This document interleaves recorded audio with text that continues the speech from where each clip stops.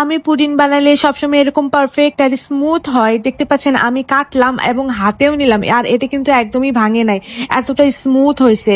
আর এটার একটা মাত্র কারণ হচ্ছে আমি পুডিংয়ে একটা জিনিস ইউজ করি, যার কারণে আমার পুডিং একদম নো ফেল, একদম স্মুথ আর একদম ক্রিমি হয়, যেটা মুখে দেওয়ার সাথে সাথেই না মিলিয়ে যায়, এতটা পারফেক্ট হয়। তো ওই রেসিপিটি আজকে আমি আপনাদের দেবো। তো ক্যারামেলের জন্য আমি 1/4 কাপের মতো চিনি নিয়ে নিয়েছি, আর একটা নন স্টিকের হাঁড়ি নিয়েছি। এতে করে কোনো পানি দিতে হয় না চিনিতে, জাস্ট একটু আঁচে বসায় রাখলে এটা এরকম রেড কালার হয়ে আসে। যখনই হালকা এরকম লাল কালার হয়ে আসবে তখনই এটাকে আমরা পুডিনের মোল্ডে সেট করে নেব।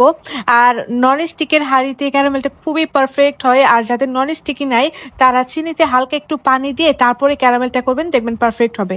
এখানে আমি প্রায় 1/2 লিটারের একটু বেশি দুধ দিয়ে নিয়েছি, সাথে দিয়ে দিলাম 1/2 কাপের মতো গুঁড়া দুধ। যেহেতু গুঁড়া দুধ দিয়েছি, পুডিংটাকে জাল দিয়ে ঘন করার কোনো প্রয়োজনীয় নেই।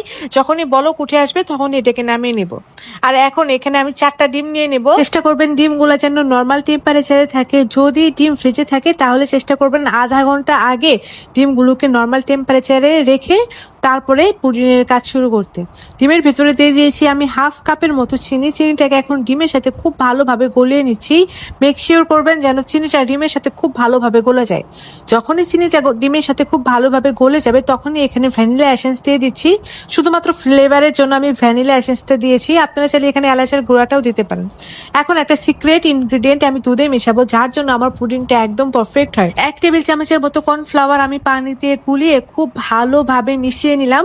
এখন এই মিশ্রণটাকে আমি কুসুম গরম দুধের ভেতরে দিয়ে দেব এবং খুব ভালোভাবে নাড়িয়ে চাড়িয়ে নিব। দুধটা কিন্তু আমার কুসুম গরম অবস্থায় আছে। এখন ডিমের মিশ্রণের সাথে দুধটাকে দিয়ে আমি খুব ভালোভাবে মিশিয়ে নেব।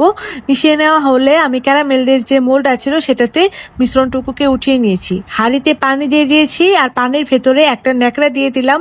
তারপর আমি পুডিংয়ের মোল্ডটাকে দিয়ে এটাকে ঢাকনা দিয়ে প্রায় 30 মিনিটের মতো ঢেকে এটাকে ভাপিয়ে নিয়েছি। তারপর চেক করে দেখছি এটা উপরে হয়েছে কিনা। এটা একদম পারফেক্ট ভাবে হয়ে গেছে, মাশাআল্লাহ। তারপর এটাকে ঠান্ডা করে নিয়েছি। ঠান্ডা করে এটাকে মোল্ড আউট করে নিচ্ছি। আর দেখতে পাচ্ছেন মোল্ড আউট করার পরে এটা একটুও ভাঙবে না। দেখতে পারবেন এটা কতটা পারফেক্ট হয়েছে। দেখতে পাচ্ছেন এটা কতটা পারফেক্ট হয়েছে আর কতটা জিগলি হয়েছে, মাশাআল্লাহ মাশাআল্লাহ। এভাবে আপনারা জাস্ট পুডিং বানিয়ে দেখবেন, আপনারা একদম পারফেক্ট নো ফেল পুডিং বানাইতে পারবেন আমার এই রেসিপিতে। শুধু একটু কর্নফ্লাওয়ার ইউজ করবেন, তাহলে দেখবেন যে এরকম ক্রিমি টেক্সচারের পুডিং হবে। খুবই টেস্ট খেতে এটা, কারণ এটা ঘন দুধ দিয়ে বানানো হয়েছে, দেন ডিমও অনেকগুলা গেছে, চিনিও একদম পারফেক্ট, খুবই টেস্টি। এটা বাসায় একবার হলেও ট্রাই করবেন। রেসিপি ভালো লাগলে রেসিপিটা শেয়ার দিয়ে আপনাদের টাইম লাইনে রেখে দেবেন, যেন পরবর্তীতে দেখে দেখে বানাতে পারেন। রেসিপি যদি শেয়ার না দেন তাহলে কিন্তু রেসিপি